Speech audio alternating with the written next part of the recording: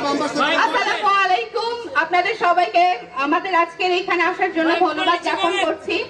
আমি আমার সমস্ত মেয়ে এবং আমরা যারা আছি, যারা আন্দোলন এবং রাজনীতির সাথে আছি, ডাকসুর সাথে এখন আছি, আমরা তো আগে প্রচুর রকমের এরকম সাইবার বুলিং এর শিকার হতাম, কিন্তু ডাকসু কেন্দ্রিক এই বিষয়টা আরো অনেক বেশি বেড়ে গেছে। এই যে আলী হোসেন একটা মাত্র উদাহরণ, এর বাইরেও আমরা দেখি যে এরকম অসংখ্য আলী হোসেনের অস্তিত্ব আমাদের পুরো ঢাকা বিশ্ববিদ্যালয়ে বিদ্যমান, আমাদের পুরো বাংলাদেশে বিদ্যমান। আপনারা যদি এখন এই লাইভের নিচের কমেন্ট সেকশন গুলোতে যান, দেখবেন যে আমাদের প্রত্যেকটা নারীর বিরুদ্ধে কি রকম কথা হচ্ছে, এবং এই কথাগুলো দেখার পরে আপনাদের মনে হবে বাংলাদেশের নিরাপত্তা আসলে কোথায়, মানুষ জাতির নিরাপত্তা আসলে কোথায়, একজন মেয়ের নিরাপত্তা আসলে কোথায়। আপনারা প্রশ্ন তোলেন, এখনো আমাদের অনেক সময় আছে। ডাকসু কেন্দ্রিক আমরা যারা নারীরা আছে আমরা আসলে আতঙ্কগ্রস্ত। মাত্র 13% যখন নারী একটা ডাকসুর মতো জায়গায় ইলেকশনে অংশগ্রহণ করে, এটা বাংলাদেশের জন্য লজ্জার। কেন এখানে 100%-এর জায়গায় মাত্র 13% নারী এখানে অংশগ্রহণ করবে? সবাইকে এই বিষয়গুলোতে সচেতন হওয়ার জন্য আমন্ত্রণ জানাচ্ছি। আচ্ছা, আমাদের ছাত্রী বিষয়ক সম্পাদক যেমন ফারিয়া ইসলাম মেঘলা আপু যেটা বললো, যে আপনারা যদি এই প্রোগ্রামের কমেন্ট সেকশনে যান তাহলে আপনারা দেখতে পাবেন যে আমাদেরকে আসলে কতটা সাইবার বুলিংয়ের শিকার হতে হয়। আমরা এই যে ডাকসু কত শতাংশ নারী এখানে অংশগ্রহণ করতে পারছে, আর যদি না পারে সেটা কেন পারছে না? এই যে আমাদের ঢাকা বিশ্ববিদ্যালয়ের শিক্ষার্থী আরেকটা আলী হোসেন আরেকটা শিক্ষার্থী মেয়ে শিক্ষার্থীকে এভাবে প্রকাশ্যে গণধর্ষণের কত হুমকি দিতে পারে, তাহলে আপনারা বুঝেন যে ঢাকা বিশ্ববিদ্যালয়ে আমরা নারীরা কতটা নিরাপদে আছি। আমরা যখন কোনো বিষয় প্রতিবাদ করি আমরা দেখতে পাই যে আমাদের বিভিন্ন ভাবে হেনস্থা করা হচ্ছে, কিছু একটা হলে গণধর্ষণের হুমকি দেওয়া হয়, এছাড়া আমরা আমাদের সাইবার বুলিং এর শিকার হতে হয়, বিভিন্ন পোস্টে কমেন্ট সেকশনে আমাদেরকে সাইবার বুলিং করা হয়, গণধর্ষণের হুমকি দেওয়া হয়। তাহলে আমরা কতটুকু নিরাপদ ক্যাম্পাসে?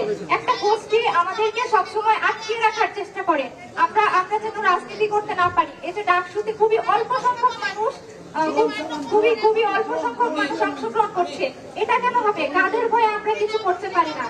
আমরা দেখতে পাই বিগত যে আন্দোলন সংগ্রাম হয়েছে, তো সেই ক্ষেত্রে আমরা দেখেছি নারীর অবদান কতটুকু, নারী শিক্ষার্থীদের অবদান। এই যে আপনারা যদি 2 দিন আগে চট্টগ্রাম বিশ্ববিদ্যালয়ে দেখেন, যখন ছেলেরা একদম ক্লান্ত হয়ে গেছে, আন্দোলন থেমে যাচ্ছে, তখন কিন্তু নারী শিক্ষার্থীরা তাদেরকে জন্য খাবার রান্না করে নিয়ে আসে। এই যে নারীর অবদান, যে কোনো আন্দোলনের ঢাল হিসেবে ভাইদেরকে রক্ষা করা, কিন্তু দিন শেষে কি হয়, তাদেরকেই সেই ভাইরাই তাদেরকে স্ল্যাট শেমিং দিচ্ছে, বিভিন্ন অপবাদ দিচ্ছে, ধর্ষণের হুমকি দিচ্ছে।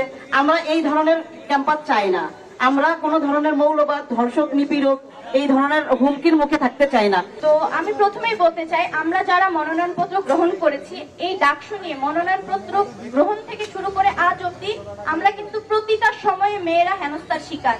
আপনারা যদি বঙ্গবন্ধু শেখ ফজিলাতুন্নেসা মুজিব হলের দিকে তাকান, সেখানে কিন্তু আমরা যখন মনোনয়নপত্র গ্রহণ করতে চাই সেখানেও কিন্তু একটা মবের সৃষ্টি হয়েছে। এবং আজকে একজন আপু আমার শামসুন্নাহার হলেরই, তো ফাহমিদা আপু যখন রিড করে তার ব্যাপারটা কিন্তু লিগাল ছিল, তো এই লিগাল দাবিটা নিয়েও একজন আলী হোসেন সে কি বললো যে তাকে গণধর্ষণের জন্য পদযাত্রা করা হোক। এই জিনিসটা কতটা সমীচীন? আরেকটা জিনিস আপনি দেখবেন, আমরা কিন্তু এই নারী বান্ধব ক্যাম্পাসের জন্য আজকে পদযাত্রা করেছি, কিন্তু এটা যদি সত্যি এবং শিবিরের যে মানুষজন আছে এই গোষ্ঠীটা বলছে আলী হোসেন তাদের শিবির কর্মী নয়, আমাদের কাছে খুবই যথেষ্ট প্রমাণ আছে। শুধু ট্যাগিং এর জন্য নয়, যেভাবে বলে থাকে আমরা নাকি ট্যাগ দিয়ে ফেলি, এটা আমাদের কাছে প্রমাণ আছে। 5 আগস্টের পরবর্তী সময়ে মুক্ত মত প্রকাশের, স্বাধীন চিন্তা প্রকাশের যে রাজনৈতিক অধিকারের সূচনা করেছিল, আমরা দেখতে পেরেছি 5 আগস্টের পরবর্তী সময় থেকে একদল চক্রান্তকারী দেশ বিরোধী শক্তি, স্বাধীনতা সার্বভৌমত্বে অবিশ্বাসী একটি শক্তি, যারা 5 আগস্টের পরবর্তী সময়ে সহনশীল রাজনীতির বিপরীতে সারা দেশের শিক্ষা প্রতিষ্ঠানগুলোতে সামাজিক যোগাযোগ মাধ্যমে হয়রানির মাধ্যমে একটি নিপীড়নমূলক, একটি অস্থিতিশীল ক্যাম্পাসের চক্রান্ত চালিয়ে যাচ্ছে।